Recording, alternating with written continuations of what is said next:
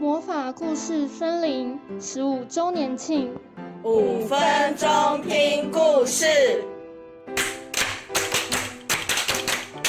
故事精灵请出场。大家好，我是南屯图书馆的豆豆精灵。那小朋友有没有听过童话疗愈卡呢？它背面是长这样子。那我今天呢，就要用童话疗愈卡其中选3张牌，跟大家讲一对很勇敢、爱冒险的兄妹故事。好，那我们开始要讲故事咯。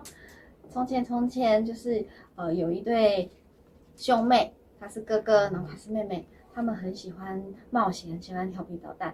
爸爸妈妈为此觉得很困扰，觉得很麻烦，因为怕他们会遇到危险，不能够自己乱出门嘛。然后就一直告诉那个爸爸妈妈一直告诉他们说，不可以哦，不可以自己乱跑，要出门一定要爸爸妈妈带着你们哦。结果有一天，爸爸妈妈他们去外面工作了，哥哥发现这个大好机会，他就跟妹妹讲说，妹妹，我们很想去外面森林冒险，对不对？那走，哥哥带你去。所以呢，你看这边，他自己准备了一包零食，他就这样子哦，手牵着手，就这样子去森林里面冒险了。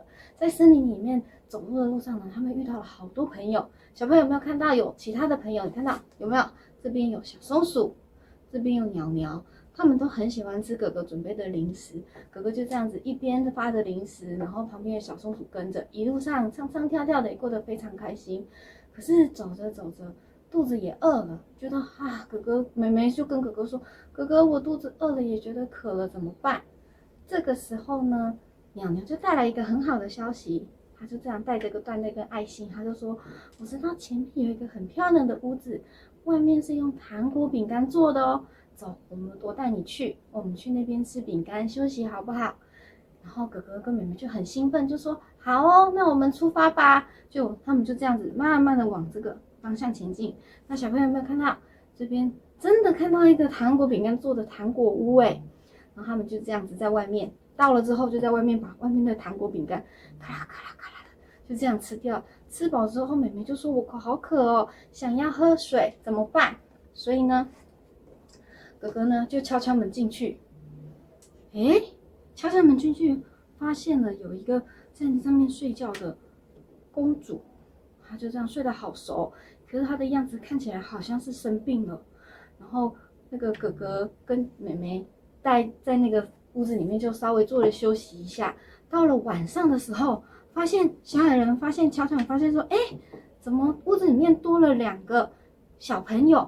然后他们还一个小矮人很认真的去看一下白雪公主今天有没有醒过来了呢？身体有没有再不舒服呢？会不会跟我说话呢？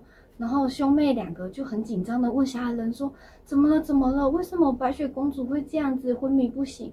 她是不是生病了？”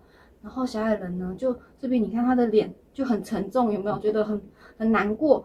他就跟兄妹讲说：“我跟你说，你的爸爸妈妈是不是跟你说晚上不能够乱跑，不能够出去玩？他们是对的，因为这附近有一个很坏的巫婆。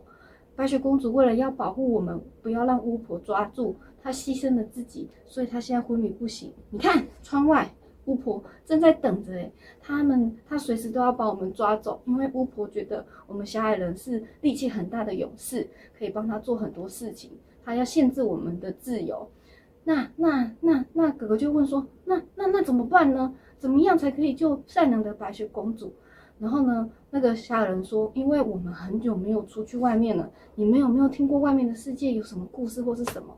妹妹就很聪明，她就想到说，哦，对，我妈妈有跟我说过，有一个城堡在森林里面的另外一边有一个城堡，那上面路途上非常的危险。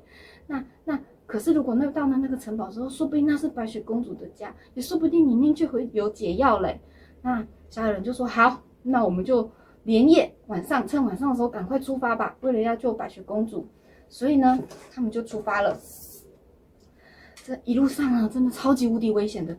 看大野狼在树上等，他们想要吃小兄妹的肉，然后呢也想要，巫婆也在旁边等说我要把小矮人抓住，要他来帮我做工作，我还有一个新的城堡要盖。然后呢，旁边也有捕兽夹，还好兄妹呢在森林里面喂了很多小动物，跟他们交好朋友。小动物就会跟他们讲说，那里不要去哦，很危险哦，那边有捕兽夹，不要去哦，会受伤哦。就这样子一路很顺利的看到了城堡，然后呢他们就走进去城堡里面，然后他就遇到了白雪公主的爸爸妈妈，他就哭得很伤心，然后突然看到小朋友的来访，就说，你们是谁？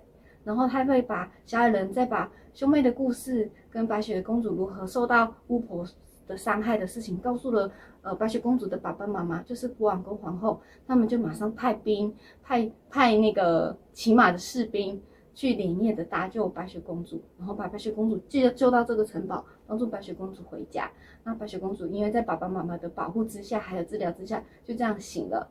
然后大家呢就是过着幸福快乐的日子。然后那个公主呢也跟小朋友讲说，不要之后再也不要自己去那个针里面冒险。然后故事就到这边结束。